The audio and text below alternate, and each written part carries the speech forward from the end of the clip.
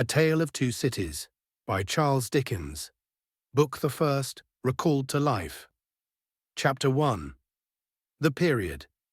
It was the best of times. It was the worst of times. It was the age of wisdom. It was the age of foolishness. It was the epoch of belief. It was the epoch of incredulity. It was the season of light. It was the season of darkness. It was the spring of hope. It was the winter of despair. We had everything before us. We had nothing before us. We were all going direct to heaven. We were all going direct the other way. In short, the period was so far like the present period that some of its noisiest authorities insisted on its being received, for good or for evil, in the superlative degree of comparison only. There were a king with a large jaw and a queen with a plain face on the throne of England. There were a king with a large jaw and a queen with a fair face on the throne of France. In both countries it was clearer than crystal to the lords of the state preserves of loaves and fishes that things in general were settled for ever. It was the year of our Lord 1775. Spiritual revelations were conceded to England at that favoured period, as at this. Mrs. Southcott had recently attained her 25th blessed birthday, of whom a prophetic private in the Life Guards had heralded the sublime appearance by announcing that arrangements were made for the swallowing up of London and Westminster. Even the Cock Lane ghost had been laid only a round dozen of years after rapping out its messages as the spirits of this very year last past, supernaturally deficient in originality, rapped out theirs. Mere messages in the earthly order of events had lately come to the English crown and people from a congress of British subjects in America, which, strange to relate, have proved more important to the human race than any communications yet received through any of the chickens of the Cock Lane brood. France, less favoured on the whole as to matters spiritual than her sister of the Shield and Trident, rolled with exceeding smoothness downhill, making paper money and spending it.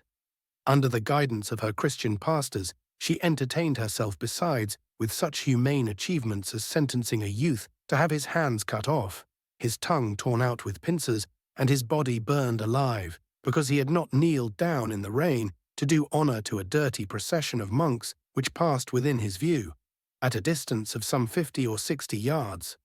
It is likely enough that, rooted in the woods of France and Norway, there were growing trees, when that sufferer was put to death, already marked by the woodman, fate, to come down and be sawn into boards, to make a certain movable framework with a sack and a knife in it, terrible in history.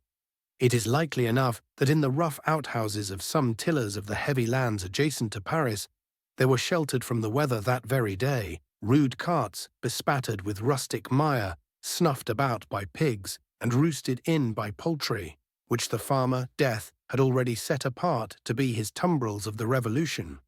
But that woodman and that farmer, though they work unceasingly, work silently, and no one heard them as they went about with muffled tread, the rather, forasmuch as to entertain any suspicion that they were awake, was to be atheistical and traitorous. In England there was scarcely an amount of order and protection to justify much national boasting. Daring burglaries by armed men and highway robberies took place in the capital itself every night. Families were publicly cautioned not to go out of town without removing their furniture to upholsterers' warehouses for security.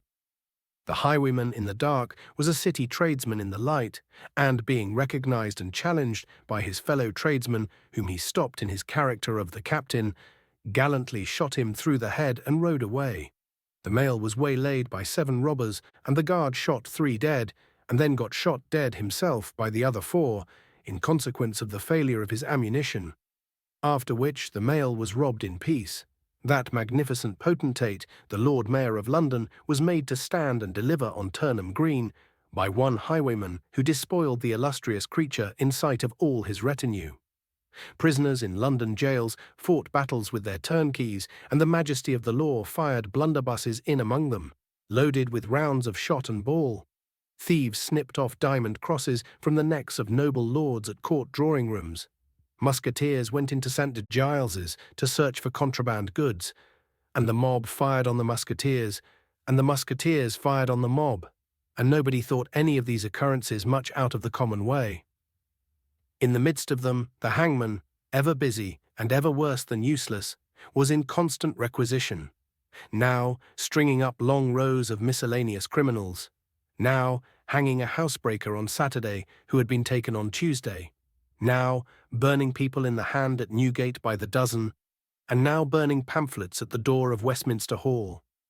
Today, taking the life of an atrocious murderer, and tomorrow of a wretched pilferer who had robbed a farmer's boy of sixpence.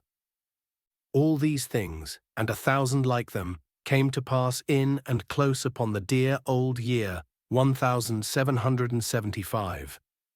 Environed by them, while the woodman and the farmer worked unheeded, those two of the large jaws and those other two of the plain and the fair faces trod with stir enough and carried their divine rights with a high hand. Thus did the year 1775 conduct their greatnesses, and myriads of small creatures, the creatures of this chronicle among the rest, along the roads that lay before them. Chapter 2. The Mail. It was the Dover road that lay, on a Friday night late in November, before the first of the persons with whom this history has business. The Dover road lay, as to him, beyond the Dover Mail, as it lumbered up Shooter's Hill. He walked uphill in the mire by the side of the mail, as the rest of the passengers did, not because they had the least relish for walking exercise under the circumstances, but because the hill and the harness and the mud and the mail were all so heavy that the horses had 3 times already come to a stop, besides once drawing the coach across the road, with the mutinous intent of taking it back to Blackheath. Reins and whip and coachman and guard, however, in combination, had read that article of war which forbade a purpose otherwise strongly in favour of the argument, that some brute animals are endued with reason, and the team had capitulated and returned to their duty. With drooping heads and tremulous tails, they mashed their way through the thick mud, floundering and stumbling between whiles, as if they were falling to pieces at the larger joints. As often as the driver rested them and brought them to a stand, with a wary "Whoa-ho, so-ho, then," the near leader violently shook his head and everything upon it, like an unusually emphatic horse, denying that the coach could be got up the hill. Whenever the leader made this rattle, the passenger started as a nervous passenger might, and was disturbed in mind. There was a steaming mist in all the hollows, and it had roamed in its forlornness up the hill, like an evil spirit, seeking rest and finding none. A clammy and intensely cold mist, it made its slow way through the air in ripples that visibly followed and overspread one another, as the waves of an unwholesome sea might do. It was dense enough to shut out everything from the light of the coach lamps but these its own workings, and a few yards of road, and the reek of the labouring horses steamed into it, as if they had made it all. 2 other passengers, besides the one, were plodding